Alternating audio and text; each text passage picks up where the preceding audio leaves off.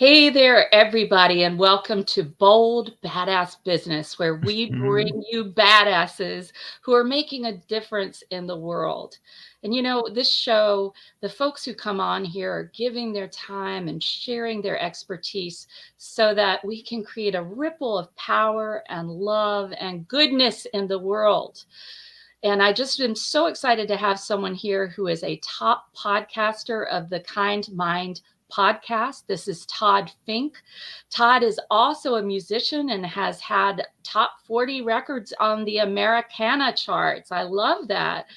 And he is someone who right now is studying mental health issues as a social worker and just has such an interesting background. And today we're going to be talking about how to leverage admiration to shape indomitable. I love that word, Todd, Mm. indomitable alliances in business and life. So welcome to the show. Thank you, Dr. Barnsley. Good to be here. Great to connect with you again. So thank you Yeah. for inviting me. Yes, it was really nice to meet you, at that Top Talent Likewise. podcast event. And I just really enjoyed what you had to share. And I enjoyed your serenity. I feel Mm, like you have a very serene presence. And this is so important in the world as it is today, because most that's a people good are point. just, running around kind of disembodied. That's a good word for it, right? Because our mind can go to so many more places with living both in a physical world and a virtual world. Mhm. I love that. Yes. And our mind can go to so many other places. It's almost like we're in other dimensions at the same time. It's a strange thing. Yeah. And it's unprecedented also. So we can't look too much guidance for how to navigate all of these spaces. And that's why I think these conversations are really important. And thank you for being, open to engaging with me and on this topic of admiration too, because it's very relevant to everything you just shared. So I am wondering, we know that Yeah. you are a top podcaster, and Kind Mind is just a fabulous podcast. If you all who are listening haven't heard it, you need to go and listen in. The world needs more kindness. So what would you say is the connection, Todd, between kindness and admiration? How are they similar and how are they different? Well, probably the simplest and maybe most essential point to make with this is it's actually kind to our own mind to Mm, calibrate our awareness for admiration. And I don't think we're taught this enough, and we're certainly not taught much about how to do this in these new digital landscapes. mm, But mm. as we can explore together, admiration actually protects our mind from all of these y- different kinds of influences. Some are positive, but some can be harmful. And then it can help us transform towards what we care about the most, towards our values. So admiration is almost like a compass that Mm. can guide us towards authenticity and also give us the courage to take the steps to become that, because we wouldn't admire something if it didn't resonate deeply as almost like something from the future. It's like if an acorn could look up to a mighty oak tree, it would probably admire it because there's something true about its own potential in what it's observing in the oak tree. Does that make sense? Yes, it does. And Todd, you're making me think. I think I might have shared this exercise with you before because I'm a very metaphysical and also very practical Oh, coach. And the love that. exercise is think about somebody you admire deeply. Think about three people, and this is something you all listening, stop walking the dog and for a second and think about who do you really admire in your life. And it doesn't have to be somebody famous. you know, who do you really admire? For me, I was lucky enough to be mentored some by Dr. Maya Angelou, which was amazing. Oh my goodness. And How so amazing. I can list her, right? Mhm. But there are other people I admired, like my youth group leader when I was a teenager. I was in Alateen years ago, and the the social worker, he was in college for social work, who was our sponsor for that, was so helpful to me at a time that I was just trying to find my sea legs and didn't understand, that my father was an alcoholic. So these Wow. three people, and then when I asked myself, well, what do I admire about them? Everybody ask yourself, what do you admire about those three people? Then look for the commonalities, Mm, because you would not see them in those three individuals unless you had them in yourself. You already have those within yourself. I love the idea of admiration as a compass, Todd. That is just amazing. Yes, admiration. Who do we admire? What do we admire? And to ask ourselves those probing questions. Why? Why do I admire this person? mhm. So let me ask you Great this. I bet reflection. everybody's wanting to know, who do you admire? Give us three people. Like, if you had to choose three people in your life that come to mind now, who would you say you admire, and Okay. why? Well, you mentioned Maya Angelou. That would be somebody that would have come to my mind. Another um, artist and author that comes to my mind is James Baldwin, who Yes. is both a creative author but also activist. I mean, he has such a beautiful way of transforming pain into hope and optimism Mhm. and beauty and like potential for healing. I would say there's also musicians that I admire. Like there's a particular guitarist from Great Britain named Mhm. John McLaughlin. He's Mhm. probably around 80 years old now, but he was such a pioneer during the jazz fusion era in the 60s and 70s, both in the United States but also in Europe and then also in India. And Mhm. when I was a young man, I discovered his music. I discovered him through Miles Davis. Mm. And I was also learning the guitar at the time, like you mentioned, that I play music. And what I noticed about him was his capacity for admiring other musicians. And Mm. this is this is a superpower that's kind of latent within us because if I said something, so those would be two folks. But if I said to like some people, "Hey, your best friend just won a prestigious award," does everybody immediately feel good, or do they feel a little bit diminished by that? Or a friend accomplishes a lifelong dream or personal goal. We're not always ready to calibrate towards admiration and see what's amazing around us because we have these other instincts and these other codes. Like I think there is a range of admiration, and there's some like risky areas. If we think of it like a rainbow, beyond these certain rays of color that we see in the rainbow, there's like ultraviolet light that can be harmful. So on the passive side, you have a sense that like somebody else's beauty or talent or gifts somehow diminishes us and Mhm. leads to like insecurity or self-esteem issues. And on the other side, the other extreme, there's the halo effect where we think somebody's talent somehow means that they're also virtuous or Mhm. toxic fandom.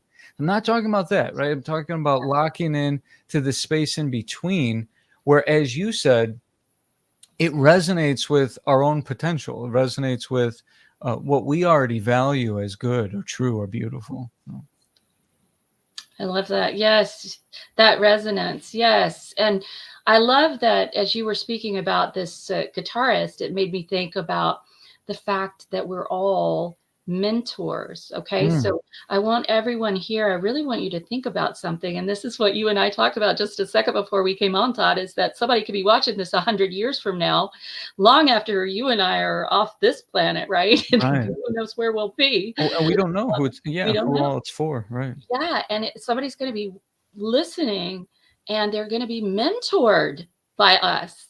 How beautiful is that? You are mentored by his music, and they're going to be mentored because of this digital age.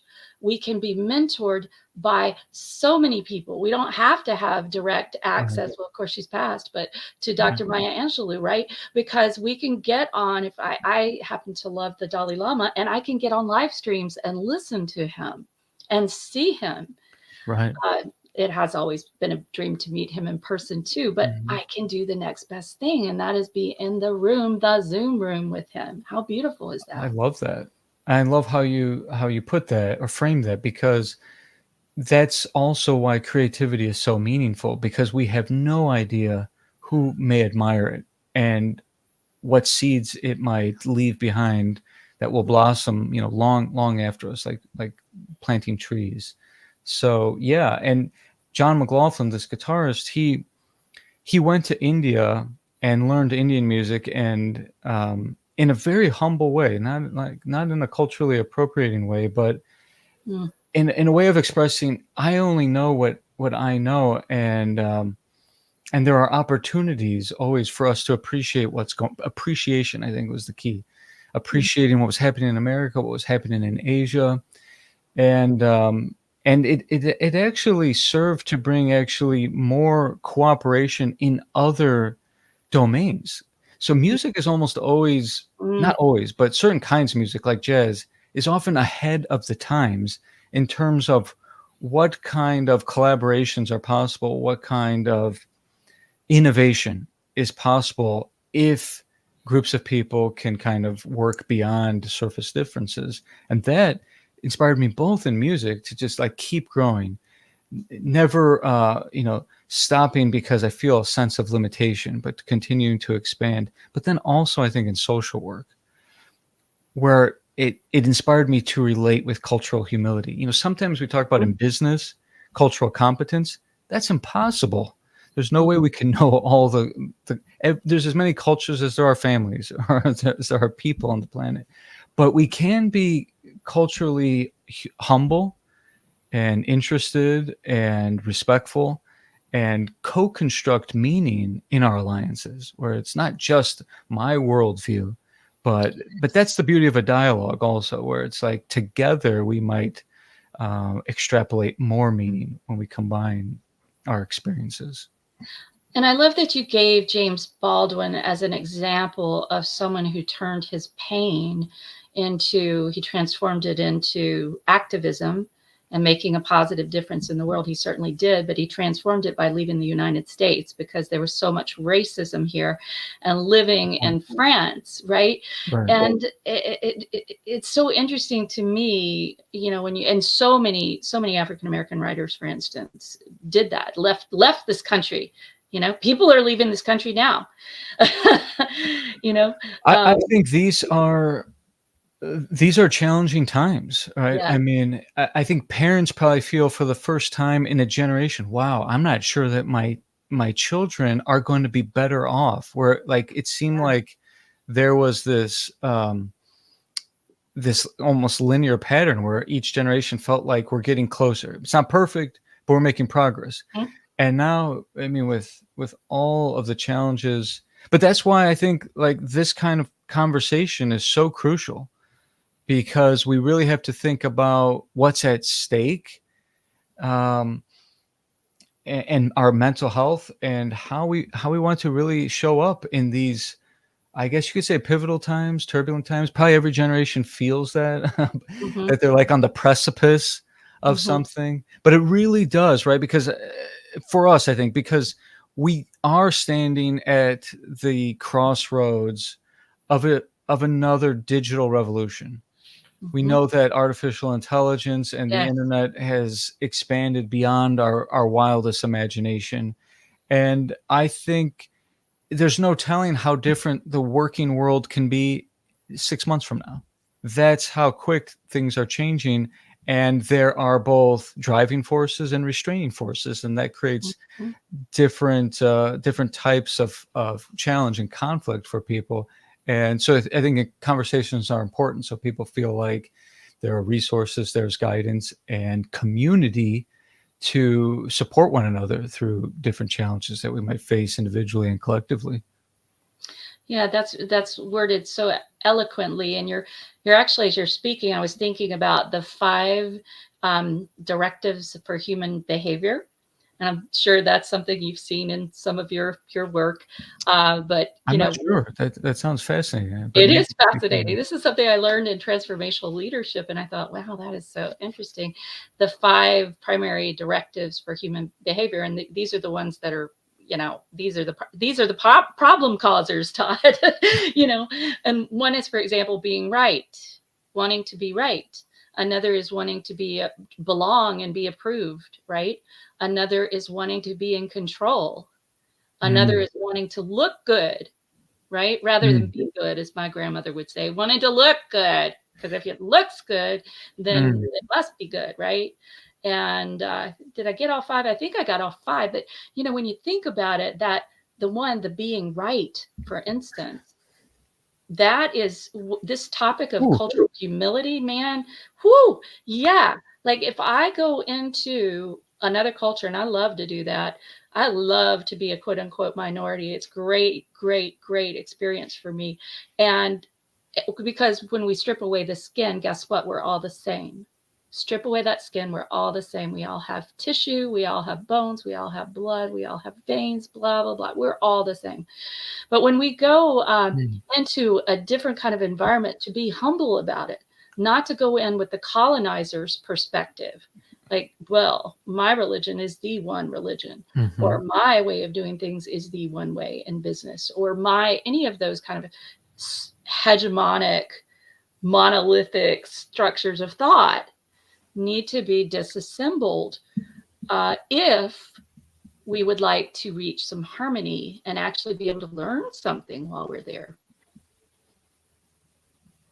What do you think? I think those five are crucial, and when they become pathological, like needing to be Mhm, right, you see mhm. that as like a core symptom of personality disorders, like obsessive compulsive personality disorder is an obsession with doing things my way, or my way being the right way.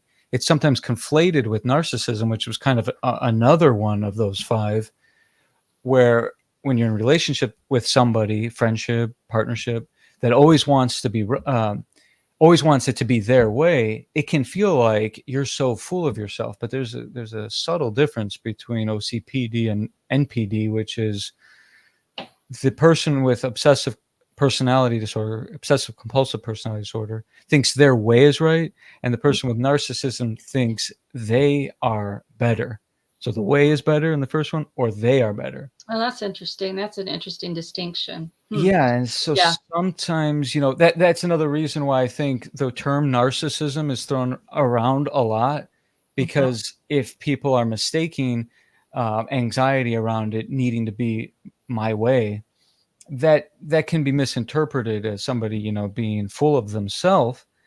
But the point that you make is still very valid, that if we're not paying attention to these things, we're going to be doing a lot of harm to ourselves and others, because Mhm. all these personality disorders are on spectrums. So it's not like Mhm. you either have a problem with needing to be right, or you don't. It's a spectrum. And if we're not self-aware and we're not tuning in to qualities like admiration, things tend to get worse. And especially if we're somewhere on the spectrum of a disorder, like many other kinds of illnesses, if we don't take care of ourselves, it's not just going to magically get better. So yeah, I appreciate those insights. I think those are very powerful. And And that yeah, go ahead. admiration, this admiration is a really good way. Actually, when I think about the five, it can almost take you out of any of them.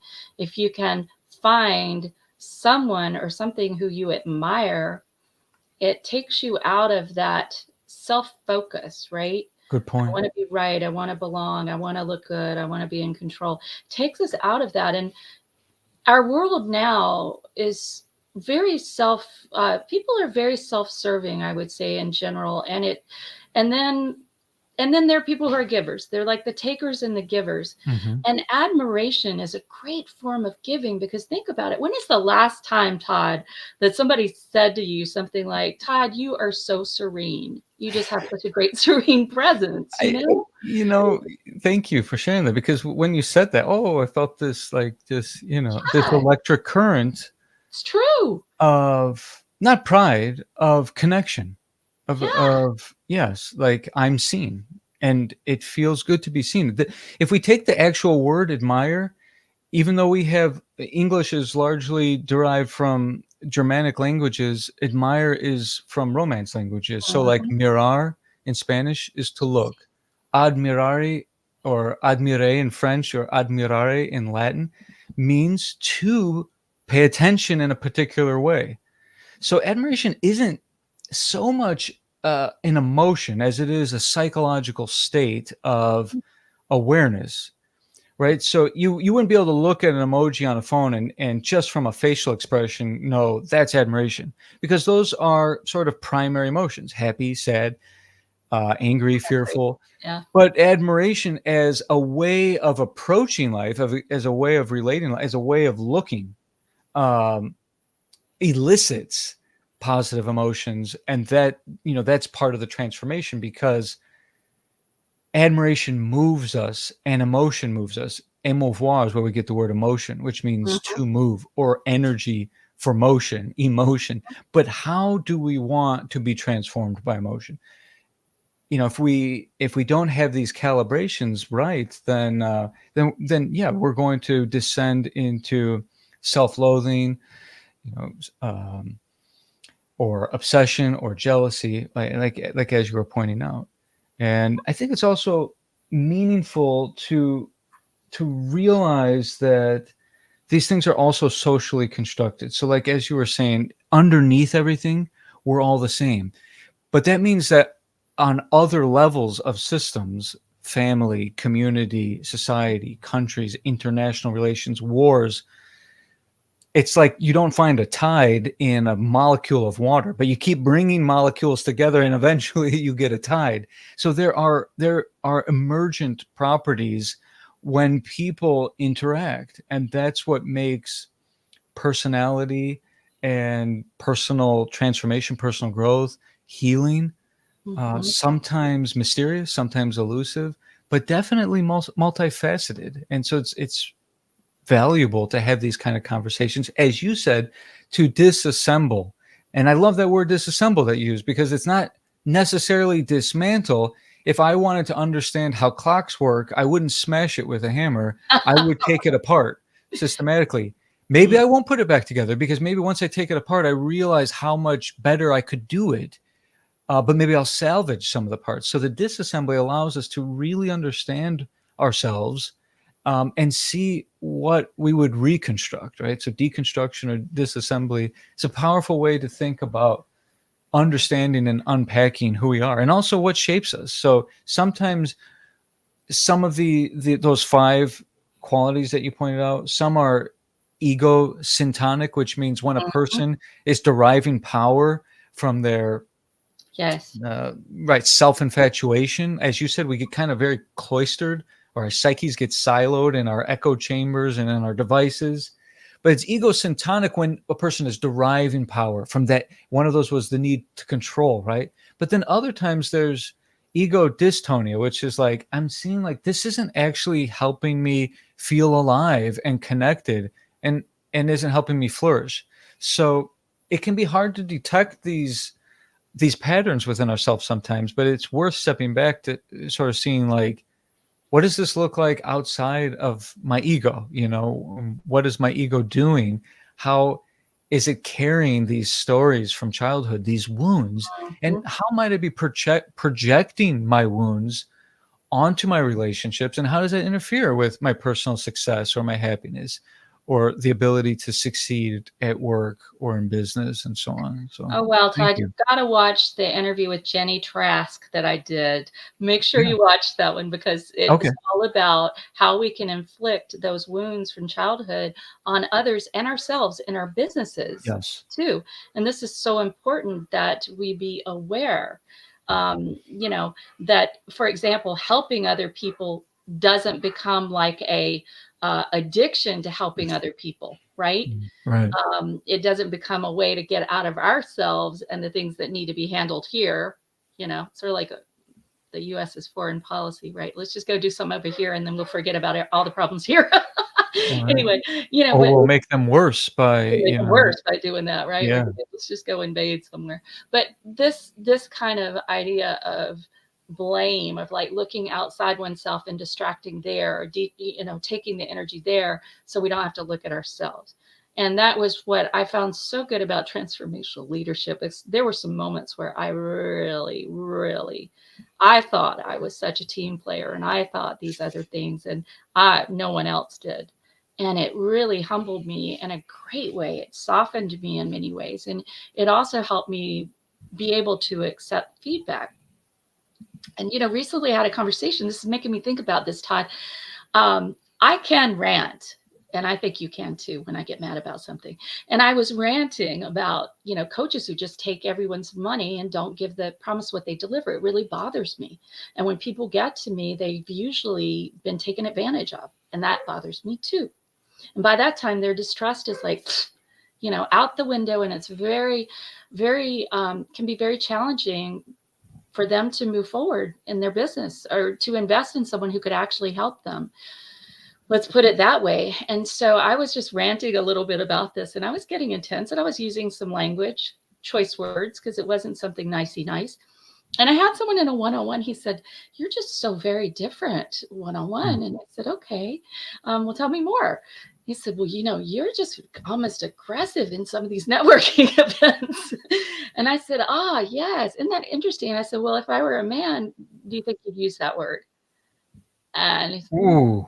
"Probably not. No, I wouldn't. You would just be outspoken." And I said, "Well, that's something we can look at." But I wasn't being mean. I was just being real. And I didn't feel it didn't land. Like, I didn't feel bad. I said, "Yeah, I speak up, especially in those places where I feel like other women are not speaking up. I speak up deliberately, and I'm sure I'm more aggressive there because I want women to be heard." And we had this whole great conversation, but it was totally without defense, right? It was just without defense because I was listening. It was just like, "Yeah, tell me more. I want to know." And I'm still thinking about that conversation. How great that we could have that conversation, and we'll end up, we're going to do some work together. How great is that? So, It admiration. does remind me of some gender stereotype studies, though, where I don't know, I think it might have been Daniel Kahneman, a psychologist and economist, who in an experiment gave different subjects the same thing you're talking about to say in a different meeting. And people would interpret the very same thing as difficult or aggressive, or if it was a man, that person's very assertive, very motivated, great leader. To use your word. Yeah. Yeah. Oh, I've been So told that. I've been told that. And you know what? "Oh, you're so full of yourself." And here's the thing. I think that this admiration that we're talking about today, a really essential thing I hope everybody's hearing here is that when you admire someone else, there's a piece of yourself you're admiring. And so, because otherwise you mm, wouldn't be admiring that. And we need to do more self admiration as well so that we can be true to who we are. What if I were in a space where I felt insecure about, speaking out? And then I changed my whole way of doing business and the way of being Barnsley, which is outspoken because of this feedback. But instead, I was just interested, and we got into this discussion. I was curious. And we got into this discussion, and I realized that one of the things I admire about myself is that I'm really kind of no bullshit, and I will just speak the thing and say what I see and not hold back, you know?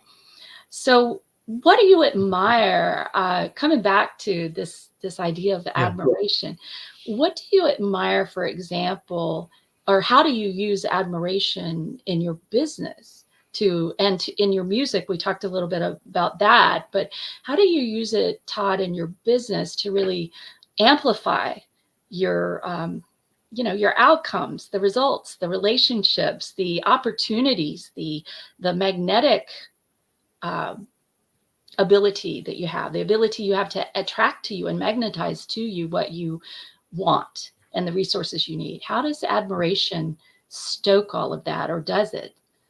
It does. It's a great question. Admiration is a a range, like a prismatic range, if you were to put light through a prism. Mhm. Ultimately, it's all, goodness and beauty and transformation, like we were saying. But sometimes there are like subtle areas, like somebody's favorite color could be green, right? Mhm. And yet it's still just one band of light, right? So I kind of like to think that there are seven bands of admiration. And one or more of these will be more relevant depending on the nature of your work or activism or business, right? So one is art and creative expression. Mm, I admire I admire what you're doing, Dr. Barnsley. I admire how you're having these kind of conversations, exploring these topics. And I admire other people with how they take their talent, their gifts, their interests, and how they express it. And when we admire that, we take a piece of that with us, right? mhm, Like we grow, we expand, and it's a tribute also mm, that we were moved by how different people express themselves. So that would be one. Another one would be scientific exploration and discovery. Look at what we're using right now, right? So even 10, 15 years ago, doing podcasting in this kind of way, or when I was in school, probably you can relate to this, we could have never predicted I want to be a podcaster. you know um, yeah, it wasn't on those forms that we could check it off. wasn't on the forms, right? And I tell this to a lot of young people with this one, where they sometimes say, it's hard for me to know what I want to be when I grow up or when I finish school. And I don't even know if that's possible anymore. I mean, we could be training students for particular careers that won't even exist in 2 years, right? So Mhm, instead, I think it is wise to be admiring what is changing, what is truly innovative. Innovative meaning like what is making the world better, not mm, just what is bigger, faster, more, but what is transforming the world in a positive way, and in what way can we be open to that or be part of that? So mm, discovery, scientific exploration, and along those lines, progress, achievements in human potential. mm, For me, I make sure that I'm kind of tuning in, even though these aren't my fields, to sports, to art, for greatness. Anytime someone says, "Did you see this, whatever, this race, this game, uh, this ping pong match?" It does not matter to me. I do not close off to it, and I don't feel like I'm not really into that. As soon as someone is tuning me into greatness, I go admire for a little bit. mm, And I undoubtedly find something that works for what I do. It could be the way they prepare. It could be a certain way they train, a certain way they focus, a certain way they collaborate mm, with teammates. And this is where I think sometimes people are kind of closed off when they think sports are silly, or this is silly, or this is. We ought to be tuning ourselves to greatness. Greatness meaning like magic, wherever magic is happening. mhm. And even if they're not using their magic for what we think is possible, we can take a piece of that magic. I love Um, it. Okay, Todd, I'm gonna yeah, break this we can pause down. there. I am just thinking about something. I'm like, oh my God, one of the weirdest dates I ever went on in my life was at a monster truck rally. Okay. There you go. Monster truck rally. And when I was asked, I was like, "Well, that sounds interesting. I've never been to a monster truck rally. Let's go see what it's about." And at the middle, and I have to admit, it was kind of cool, but in the middle part, that's what I You're out of really your liked, comfort zone. because there were these guys riding these cycles. And I used to be totally inspired by Evil Knievel. And it Thank connected me back to that whole thing about Evil Knievel and jumping the Grand Canyon and this whole time in my life. But I just sat there just mesmerized by this. And what would have happened if I'd just been like, oh, monster truck rally? I'm a PhD. I don't go to those. No. And I I had a love great that. experience. I met these people next to me. So I think that having a mind that is open is also about being kind and being Mhm, appreciative, being mhm, able to admire. It's like we look for those opportunities instead of looking for what's wrong. mm, Because guess what? If I look for what's wrong, I can find it. But if I look for, as you say, places that I've never thought about that I could admire something, and I was totally fascinated by these cyclists doing all these things they were doing. It was pretty daggone dangerous and courageous. Watching that, I could take the excitement and I could mhm. take a piece of their courage with me. Um, and they're deciding that the thing nobody said could be done. I could take that with me. Which is why I admire Evil Knievel, not because of breaking the most bones in the Guinness Book of World Records. Is that I didn't realize but that. but how I can really think differently about risk reward, right? Mhm, And comfort zones and what's possible versus what we're told is impossible. Like mhm, for thousands of years, human beings were told nobody could run a 4-minute mile. That was not possible until Roger Bannister, who I think was a doctor or a neuroscientist, not an athlete or not a professional runner, but was somebody who kind of intuited, I think, from his own research that it probably is possible. And then I think it was like 45 days after that before the next person ran a 4-minute mile after 2000 plus years. So sometimes that's what we could be looking for with our admiration, or when I say achievements in human potential. mhm. So realizing where our programmed limitations are versus what's actually possible. I like that. And being willing, admiration shifts that focus off of really ourselves, so we're able to go in out of our comfort zone without so much fear, right? Yeah. Because we're focused on, oh, what can I find that's good here? What can I find that will be valuable to me? What can I find that I can admire? Very different question to ask is, Yeah. what can I find to admire?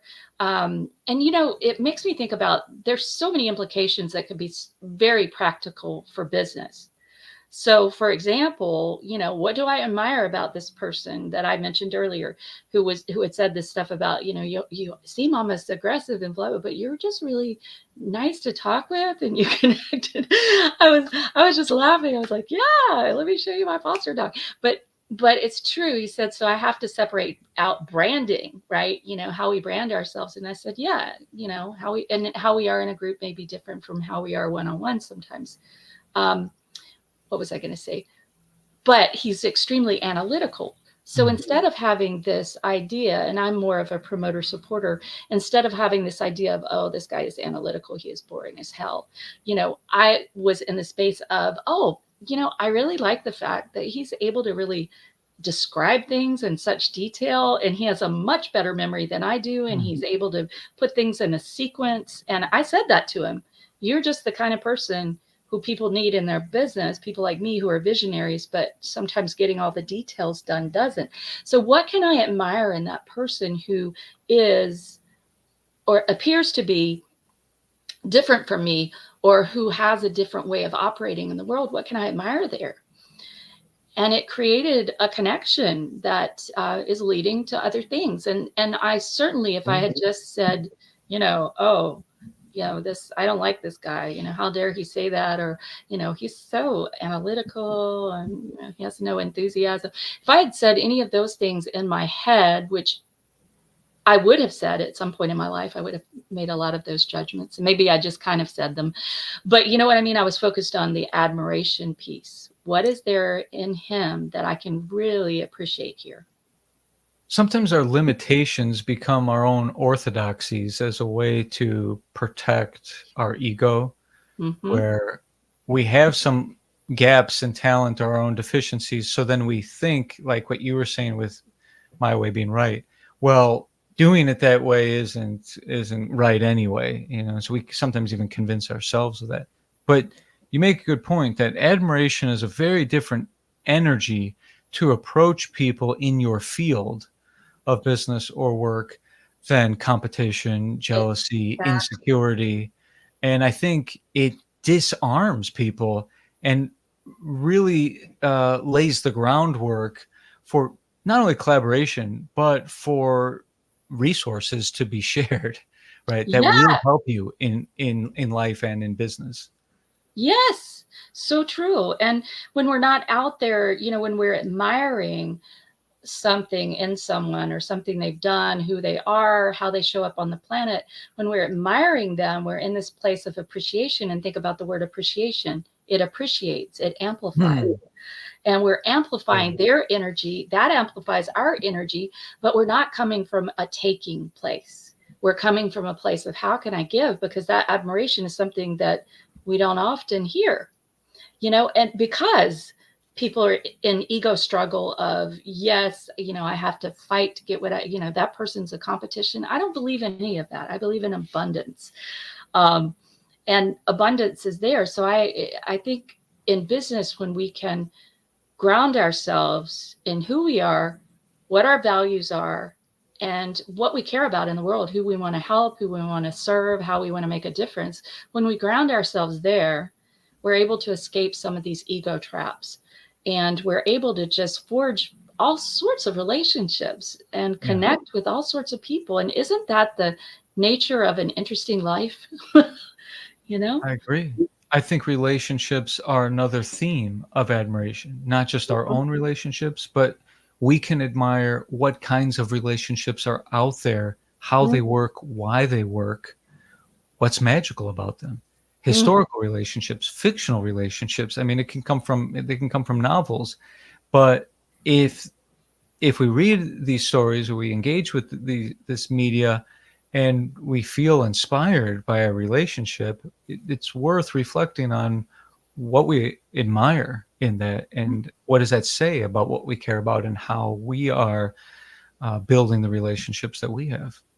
I love that. That's such a, you and I could talk forever. We really could, Todd. I know. We could. We could just wander all around this topic Yeah. because it has so many facets. And I like that question there. I think that's a great question for us to begin to wrap with, is for Mhm. everybody listening to ask yourself, well, one question I would add would be to find, what can I appreciate in this situation? What can I admire in this Mm. situation? What can I admire in myself? No matter what can I admire in this other person? Find the thing to admire instead of focusing on miring yourself down in the crap, because sometimes there is that. And then this question that you just brought up, of when you see something that you admire, reflecting back to yourself and saying, yeah, I really admire this. Why do I admire it? What is it exactly that is resonating with me? And then that also grounds us, so we can go in out, or out in, from the Uh, inside out or outside in, either way, in admiration. It can be something we extend, or it can be something that we kind of recognize, oh, I'm really admiring that. And it's a way to be present, isn't it, Todd? I agree. I think based on what you said, inside, outside, there are a few simple things that we can do to really cultivate this for our life, for our work. Curate your social media. Your Mm, social media algorithm, you have some influence by what you admire. And if it doesn't take too much, to just spend a little bit more time with a poem, with something inspiring, just so that the algorithm is calibrated towards transformation. beautiful. Um, I think keeping an admiration journal to talk about the going inside. Oh, What resonated with me today? If I just saw it and I don't reflect on it, I'm missing opportunities to synthesize what moved you. And writing in a journal is very powerful because just thinking about something that inspired you or that you admired is using a certain amount of your brain. But when you write it, that memory has to communicate with your motor cortex to move your hand, and then your eyes see it, goes back into your occipital lobe, mhm. creating a symphony of admiration. And sharing those experiences, as you said, appreciation appreciates, and then lead by example. Which, can I show up in a way that, because I'm being authentic, as you said with the podcast, maybe this will be something that someone else could admire, and I can pay it forward in that way. I'm going to lead with, I'm going to embody some courage today. I'm going to embody kindness and compassion and my ethical values and so on. So I think bringing those four together, can really make this practical for people and help Oh, our kids too. Help kids be able to protect their mental health because they don't know how to do this with social media. yes. I had a an adolescent patient tell me, I'm pretty sure the algorithm on my feed is calibrated. I mean, I don't know if she said calibrated, is programmed to make me feel insecure. So Mm, among the photos of her followers, it will highlight the things that are different about her appearance or about her situation or about her relationships, mhm. so that the very next post can be an ad for that thing. Exactly. So be careful what you're So be talking about careful. That's sometimes, right. because you're gonna, if you start talking about losing your hair, let's just make something up, then Yeah. suddenly you're gonna start seeing all these ads for hair replacements or pays Right. or So whatever. curate your mind and curate Curate your your virtual world. mind. Right. It's always been interesting to me that people say, "Oh my God, I got rid of that person because they're so negative." I very infrequently unfriend somebody. It's usually when I find out they're a hacker or, whatever. Same. Then I will unfriend them, but it's very rare. Hmm. Why? Because it's the vibe. So we put a vibe out, we put out an energetic field, we put out a quantum field, and people respond, and we draw to us certain people, and we repel certain people, and that's okay. That's really good in business, actually. You know, you want to be in congruence, in a state of congruence with your values, because I define that as success, actually, I to love be that. in that state. It's beautiful if we can build our connections and enforce our boundaries by choosing our health and our wellness. Um, not, in the by pushing things away, but by Yeah. bringing what's right in. Some, of course, sometimes it's not that simple, but for the most part, I think that's what it's about. With curating through admiration is your creating you're right, you're creating the resonant frequency that if something doesn't resonate with that, it won't really find a home in your mind and in your heart, but And you're that, using the compass. The yeah, curation that is the becomes your compass. compass. It's a beautiful compass because, you're saying this is important, this isn't, to me, and here's why. And that's an amazing example of having clarity and self awareness. So Todd, we have here, everybody listening, I know you're waiting for this. We always give something special because, as I said, the people who come on this podcast are givers.